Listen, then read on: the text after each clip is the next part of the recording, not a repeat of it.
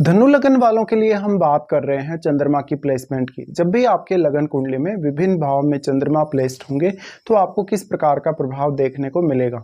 इस वीडियो में अब थर्ड हाउस के बारे में विचार करेंगे। थर्ड हाउस जो आपके चार्ट में कुंभ राशि है यानी शनि का घर है, और अगर यहाँ चंद्रमा आ जाते हैं तो वास्तव में आपको चंद्रमा कैसे प्रभावित कर सकते हैं। देखिए, थर्ड हाउस में चंद्रमा का आना आपके एफर्ट को काफ़ी ज़्यादा बढ़ा देगा, क्योंकि थर्ड हाउस में हमें कोई बहुत एनर्जेटिक ग्रह चाहिए हमेशा, जो हमें काफ़ी सहायता कर सके हमारे एफर्ट को लेके। ऐसे में चंद्रमा जैसे शुभ ग्रह का थर्ड हाउस में आना कभी भी आपके लिए कंफर्टेबल नहीं होगा वैसे तो, लेकिन यहाँ अगर दूसरे ग्रहों का सपोर्ट है चंद्रमा को तो ये काफ़ी अच्छा साबित हो सकता है। अब अष्टम भाव के स्वामी हैं आपके चार्ट में चंद्रमा, इसलिए ये दिखाता है ये प्लेसमेंट कि अष्टम भाव से जुड़ा हुआ कोई भी आप काम करेंगे तो आपको एफर्ट काफ़ी ज़्यादा करना पड़ेगा, और ऐसा जातक काफ़ी मेहनती भी होगा। फिर अब जो आपका चंद्रमा थर्ड हाउस में आया, चंद्रमा ये इमेजिनेशन के कारक है, तो कम्युनिकेशन और आपकी क्रिएटिविटी में चंद्रमा का बहुत बड़ा योगदान होगा। अगर मान लो आपका प्रोफेशन या आपका कोई भी काम डायरेक्टली या इनडायरेक्टली अष्टम भाव से जुड़ा है, तो ऐसे में आपके लिए कहीं ना कहीं चंद्रमा आपको सपोर्ट कर सकते हैं, और आपके द्वारा जो प्राप्त किए गए अनुभव हैं वो भी आप दूसरे लोगों के साथ शेयर कर सकेंगे, क्योंकि ये कम्युनिकेशन का हाउस है। अब यहाँ डिस्पोजिटर शनि है, तो आपको शनि के प्लेसमेंट को देखना होगा। अगर मान लो शनि का संबंध चंद्रमा से बनता है तो ये आपके लिए और भी ज़्यादा एफर्ट बढ़ा देगा, और अगर आपके चार्ट में मान लो शनि वक्री स्थिति में है तो ये कुछ हद तक आपके लिए अच्छा होगा। अगर चंद्रमा के साथ यहाँ सूर्य की प्लेसमेंट बनती है आपके थर्ड हाउस में, या मान लो बृहस्पति की प्लेसमेंट बनती हो, तो ये आपके लिए काफ़ी ज़्यादा अच्छा साबित होगा, क्योंकि ऐसा प्लेनेट चंद्रमा के साथ आने की वजह से आपको उतना ज़्यादा एफर्ट नहीं करना पड़ेगा जितना नॉर्मली चंद्रमा के अकेले के बैठे होने से आपको करना पड़ सकता है। ऐसे में जो भी प्लेनेट चंद्रमा के साथ बैठेगा वो अपनी एनर्जी चंद्रमा के साथ एक्सचेंज करेगा और अपना पूर्ण रूप से प्रभाव डालेगा चंद्रमा पर। और हम ये मानते हैं कि चंद्रमा बहुत ही ज़्यादा सॉफ्ट ग्रह है। ऐसे में कोई भी ग्रह अगर चंद्रमा पर अपनी दृष्टि भी डाल दे तो भी चंद्रमा पर काफ़ी गहरा प्रभाव पड़ेगा उस ग्रह का। ऐसे में हमारे लिए ये बहुत ज़्यादा इंपॉर्टेंट है कि चंद्रमा के साथ अगर कोई भी ग्रह बैठा है या चंद्रमा पर कोई भी ग्रह अपना प्रभाव डाल रहा है तो वो आपके चार्ट में कौन कौन से भाव का स्वामी है।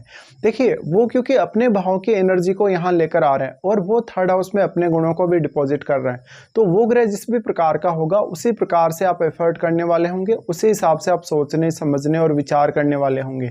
तो आपकी जो मानसिक स्थिति है या जो वास्तव में आप विचार कर रहे हैं, जो कुछ आप सोच रहे हैं, वो उस ग्रह से कहीं ना कहीं प्रभावित होगी काफ़ी ज़्यादा। तो जिस भी प्रकार का प्लेनेट यहाँ आएगा, जो भी वो कारकत्व यहाँ लेके आएगा थर्ड हाउस में, उसी प्रकार की आपकी मानसिकता बन जाएगी। सोचने समझने का तरीका, विचार करने का तरीका, ये सब आपका वैसा ही होगा, और कहीं ना कहीं आपका कम्युनिकेशन भी उसी प्रकार का होगा। अगर मान लो यहाँ बुध की प्लेसमेंट भी बनती है, तो बुध क्योंकि स्वयं कम्युनिकेशन के कारक ग्रह हैं, ऐसे में बुध का यहाँ रोल बहुत इंपॉर्टेंट रह सकता है। चंद्रमा यहाँ प्लेस्ड हैं, तो अब जो भी प्लेनेट यहाँ आएगा कहीं ना कहीं उससे रिलेटेड भावों को देखिए, वो आपके चार्ट में जिन जिन भावों को रिप्रेजेंट कर रहा है आप उन भावों के लिए काफ़ी इजीली वर्क कर पाएंगे और अपनी पूर्ण क्षमता का भी इस्तेमाल कर पाएंगे। चंद्रमा मेनली इमेजिनेशन और कहीं ना कहीं क्रिएटिविटी के कारक ग्रह हैं, तो चंद्रमा के थर्ड हाउस में आने से आपकी ये स्किल्स काफ़ी ज़्यादा डेवलप होंगी। अब यहाँ पे आपको देखना होगा कि आपके नाइन्थ हाउस में कोई भी प्लेनेट स्थित है, नाइन्थ हाउस में कोई भी प्लेनेट स्थित होगा तो वो पूर्ण रूप से अपना प्रभाव डालेगा आपके थर्ड हाउस पे। ऐसे में चंद्रमा उस ग्रह से प्रभावित होंगे, और वो ग्रह किस प्रकार का ग्रह है वास्तव में, और आपके चार्ट में वो कौन कौन से भावों को रिप्रेजेंट कर रहा है, इनको आपको देखना चाहिए। चंद्रमा यहाँ प्लेस्ड है, तो थर्ड हाउस का चंद्रमा वैसे काफ़ी ज़्यादा ट्रेवल करवाता है। ऐसे में आपको आपके प्रोफेशन की वजह से काफ़ी घूमना फिरना पड़ सकता है। आपको घूमने फिरने में काफ़ी ज़्यादा रुचि वैसे भी रह सकती है अपने इंटरटेनमेंट के पर्पज़ के लिए, या कुछ बहुत नया एक्सप्लोर करने के बारे में आप यहाँ विचार कर सकते हैं। अब जो आपके चंद्रमा जो अष्टम भाव के स्वामी हैं, अष्टम भाव में बैठे हुए ग्रह को जरूर विचार करिए, क्योंकि अष्टम भाव में बैठा हुआ ग्रह एक्चुअल में अपनी एनर्जी अष्टम भाव में लेकर जा रहा है और वो अपना कारकत्व भी वहां डिपॉजिट कर रहा है। ऐसे में जो अष्टम भाव से संबंधित रिजल्ट हैं उन पर थर्ड हाउस का तो प्रभाव है ही ऑलरेडी, बट यहाँ पे अष्टम भाव में बैठे हुए ग्रह का रोल भी उतना ही ज्यादा महत्वपूर्ण हो गया अब आपके लिए। तो अष्टम भाव में मान लो आपके अगर बुध जैसा ग्रह बैठेगा, अगर बृहस्पति जैसा ग्रह बैठेगा, सूर्य जैसा ग्रह बैठेगा, तो ये आपके लिए बहुत ही ज़्यादा अच्छा साबित होने वाला है। अब जो आपका अष्टम भाव है वो आपके इन-लॉज़ और आपके पार्टनर का वेल्थ है। ऐसे में आपका जो पार्टनर है कहीं न कहीं हो सकता है आपको उतना ज़्यादा सपोर्ट नहीं कर पा रहा हो या आपके जो इन-लॉज़ हैं वो भी आपको पूर्ण रूप से सपोर्ट नहीं कर पा रहे हैं। अब जो आपका अष्टमेश जो 3rd हाउस में आया है चंद्रमा जैसा ग्रह, ऐसे में आपको अष्टम भाव से संबंधित रिज़ल्ट्स पाने के लिए खुद ही ज़्यादा से ज़्यादा मेहनत करनी पड़ेगी और ज़्यादातर आपको खुद पर ही डिपेंडेंट भी रहना पड़ेगा। अब क्योंकि शनि के घर में लगभग अगर चंद्रमा को हम देखें, तो चंद्रमा उतने अच्छे से वर्क भी नहीं कर पाता। ऐसे में या तो फिर शनि यहाँ आपके चार्ट में कोई भी प्रकार से संबंध चंद्रमा से ना रखें, तब ज़्यादा अच्छा है। या फिर चंद्रमा को किसी अन्य ग्रह का सपोर्ट हो, जैसे सूर्य जैसे ग्रह का, बुध जैसे ग्रह का या बृहस्पति जैसे ग्रह का, तब ज़्यादा अच्छा है। तो आपको ये सब समझना होगा। इसके साथ-साथ कोई भी प्लैनेट जो आपके चंद्रमा पर यहाँ अपना प्रभाव डाल रहा है, विशेष तौर पे दृष्टि संबंध के द्वारा, उस ग्रह को भी आपको विचार करना होगा। साथ-साथ में जो आपके चंद्रमा के साथ बैठे हुए ग्रह हैं, वो आपके चार्ट में अन्य कौन-कौन से भावों को प्रभावित कर रहे हैं, ये भी आपको विचार कर लेना चाहिए। नॉर्मली हम ये मानते हैं कि कोई भी प्लैनेट जब चंद्रमा को प्रभावित कर रहा है, तो वो अपनी एनर्जी चंद्रमा के साथ एक्सचेंज कर रहा है और वो कितना ज़्यादा स्ट्रॉन्ग प्रभाव डाल रहा है चंद्रमा पर।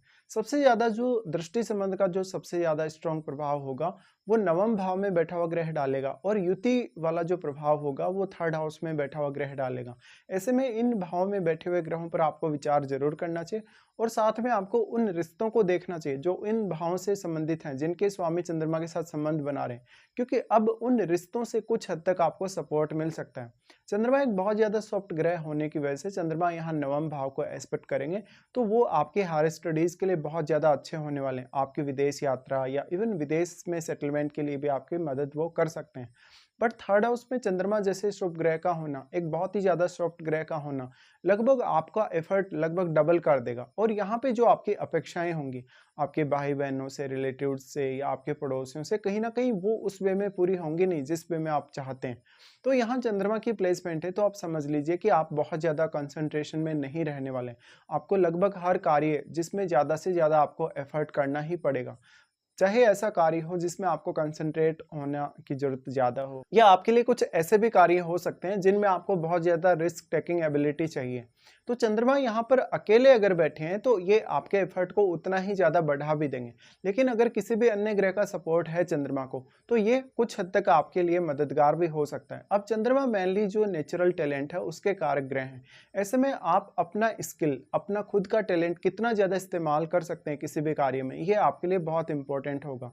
साथ-साथ में आपको देखना होगा क्या वास्तव में आपको चंद्रमा की महादशा है या नहीं।